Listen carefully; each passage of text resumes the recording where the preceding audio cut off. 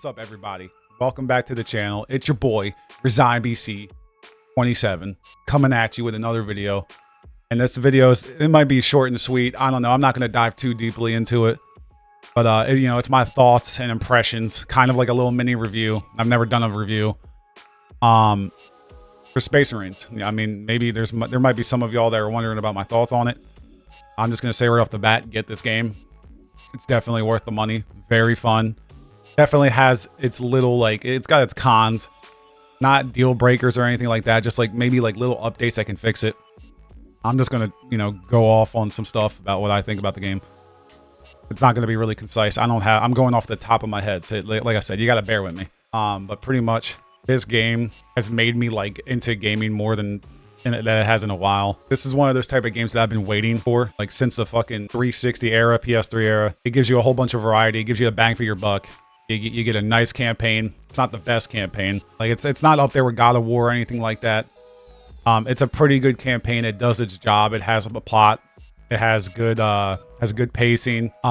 If you're looking to get some like heavy 40K lore, you're not gonna get it here. And you know, that's one of my disappointments with the campaign, because I was thinking about, you know, the newcomers of Space Marines, and I know a lot of people don't know about Warhammer. Like, I'm still a person who's not big into Warhammer. Let me rephrase that. I'm not like the biggest fan of Warhammer. I still have no idea what's going on. I got some details that I've heard from around, you know, the internet, trying to get excited for the game and learn more about the world. That has to be my biggest disappointment with the game, is that the game doesn't do a good job of explaining anything to you. They literally just expect you to know about the world of 40K. And yeah, there's 40 years of lore. You're not going to get all of that sucked into one game. But dude, come on. At least put in documentation. Put in some documents. They'll tell you about the gene seed. Like, they don't even explain to you what the gene seed is. Like, why aren't they telling you what the gene seed is? Why aren't they trying to, like, they don't tell you how a Space Marine's made. They don't try to get into detail about the schematics for like a gun. Or none of that stuff. They don't even have that as a cool little collectible. And that was probably my biggest disappointment about the campaign. You know, it's like, if you're going here for lore, you're not getting it. So like anything you come across for the campaign, I suggest if you're interested in learning about what this thing is, Google it. You're going to have to do it, because the game does not do a good job explaining it to you. But overall, campaign's really good. I really like it. You know, it does everything it needs to do. You know, it gives you badass moments. It makes you feel like a badass Space Marine, Ultra Soldier. There's a lot of people complaining that it's a dude bro game and there's not enough females. Like, shut up, dude. Shut up. I'm so tired of it. Like, can a guy get his dude bro game for once, man? It's been a while. Not every game has to have a female in it. Like, seriously. Like, not every game. Like, just relax. And it's lore accurate, too. I don't know what's going on with the whole female thing in the world now. I don't really care. Like, the female that they showed for 40K is fucking hideous, bro. And that's all I'm going to say. Moving on. The PvE mode, operations. I had my concerns about that when it first was coming out. I was like, man, I really hope this PvE mode lasts. I hope they have some sort of like difficulty. They have difficulties, which I'm really happy about, because that adds replayability to the missions. I almost beat every operation on hard. Or not hard, on like ruthless, the hardest difficulty. Not trying to toot my own horn. The difficulty is very weird. Like, I just played an average difficulty on one of the PvE missions. I swear to God, it got harder for no reason. I don't understand. Like, I don't know how the difficulty really works. But ruthless is supposed to be really hard. Once you start leveling up, you know, obviously it becomes easier and easier. You know, they give you six maps. They're pretty decent. It takes you about like 25 to 30 minutes. Once you level up, it gets shorter in time. I have to be honest and objective that like having those 6 maps, it's kind of light. It's kind of light. You're going to run through those many, many times. You probably will get bored quickly. I'm definitely I haven't even gotten my bulwark class up to max rank yet, and I'm already kind of getting tired of those PvE missions. I'm like, dude, I need something different. Continuing on PvP, the most anticipated mode I've been wanting to play and looking forward to, because the mixture between melee and third-person combat, when it's done right, it's so good. Like, if the servers were still up for the first game, I would definitely still be playing it, because it actually feels really fucking good still. And You know, the satisfaction you get from getting a kill and being, you know, outplaying your opponent with melee and the range, it just feels really good. You know, I'm gonna have to say it. Sadly, I think this PvP is kind of unbalanced, and they need to do a couple updates to it. Granted, I only played with I played with all of the classes in PvP, but I stuck with the Vanguard for a little while. The best class in the game, I swear to God, is heavy. Like, it really is heavy because they literally have 2 sets of armor and all this. They got some clever mechanics in multiplayer. I don't like the fact, here's the biggest thing. I'm a big melee guy. I love going in, trying to outplay a guy melee. The melee system does not work the same in this game as it did in the OG game, or like the first game. The melee mechanics are different. Instead of actually having because in the first game, to outplay your opponent, you have to stun them with a stun attack. In this game, they have heavy attacks, which they act the same, but they don't stun the enemy at all. And when you guard in this game, there's no parry or nothing. You just guard. And the guarding in this game, I'm sorry to say, is fucking ass. Don't go with guarding.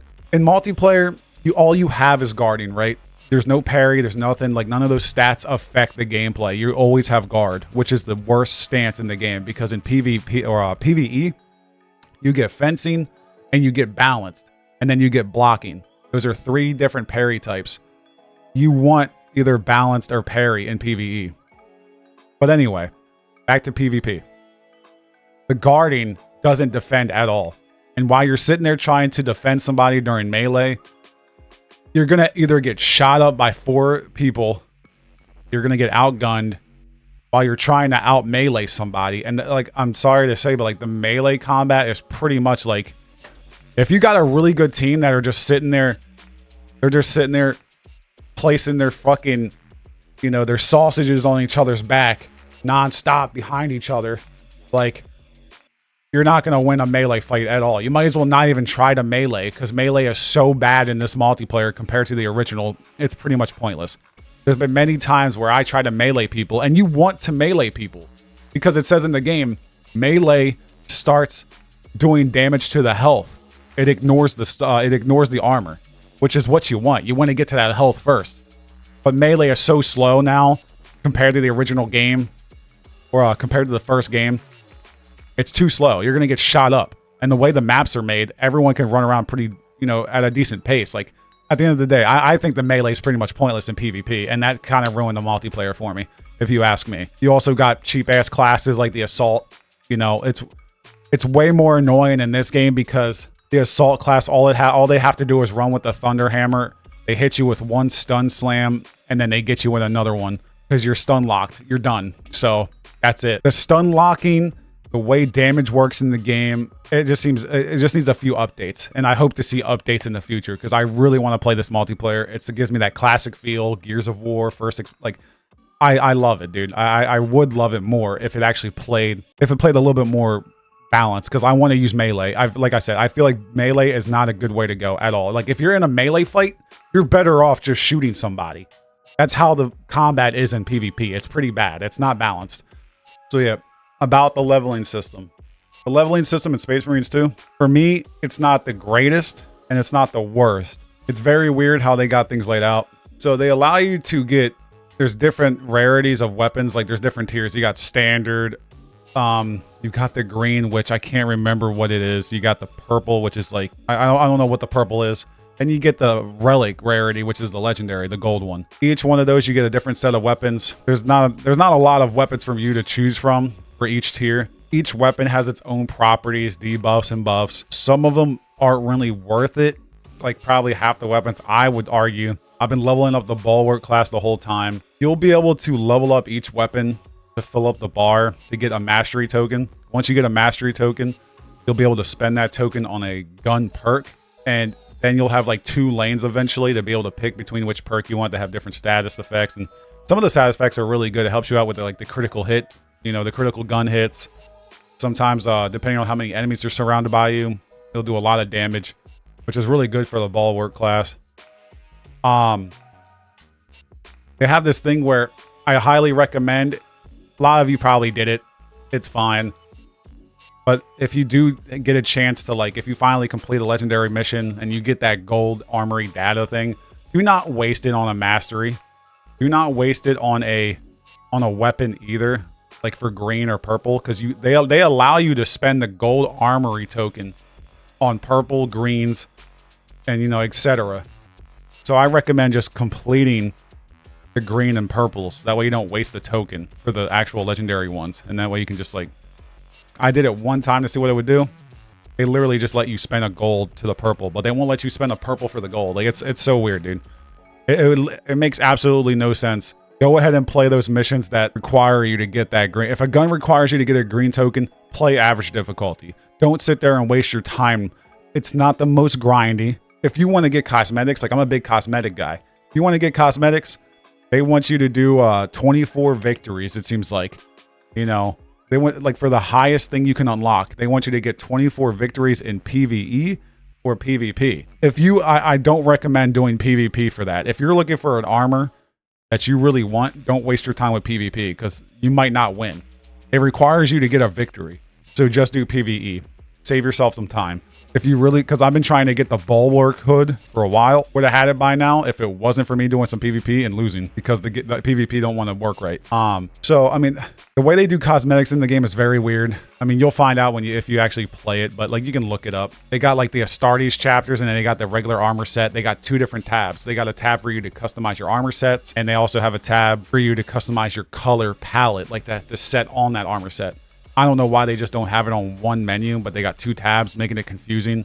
It don't make any sense. Some people, like some of my friends, were getting confused by it. Like I said, I know I'm jumping around, but like I'm just thinking off the top of my head. You know, another thing that I didn't really like is like the battle barge, for example. You don't really get to explore their ship or nothing, man. It's very bare bones. Really hoping you would be able to interact with more stuff. Like I said, learn about the world, listen to dialogue. There is some dialogue around the battle barge, but it's not enough at all to even scrape the surface of the lore and the world of 40K. It just doesn't, I don't know, man. That's my biggest takeaway from this that makes me kind of sad. Like, I'm not a big story guy, but I'm just thinking about the new people that come in who've never played Warhammer, never dealt with Space Marines.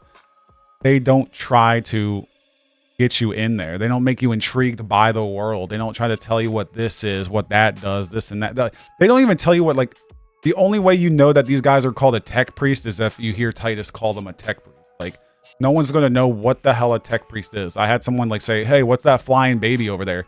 I was like, I don't know. I know what they do for the most part, but you got to Google the name.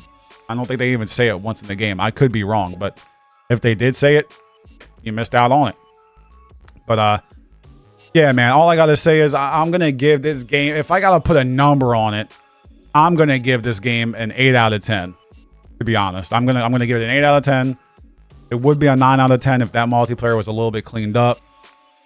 If they added a little bit more story to it. I mean, I forgot to say too. I mean, like the gameplay. That's the one thing I forgot to mention. Gameplay. This will be the last thing. Gameplay. It's probably one of the best gameplays I've played in a while. It feels good. You can reach flow state really fast. If you know what flow state is, it's pretty much when everything is working together in tandem. You don't really have to think because you've been doing it so long. When everything flows together, blends together really well, you're in a flow state. Everything's working. Everything's like your hands and your brain are communicating with each other very well. This game makes you feel like a badass.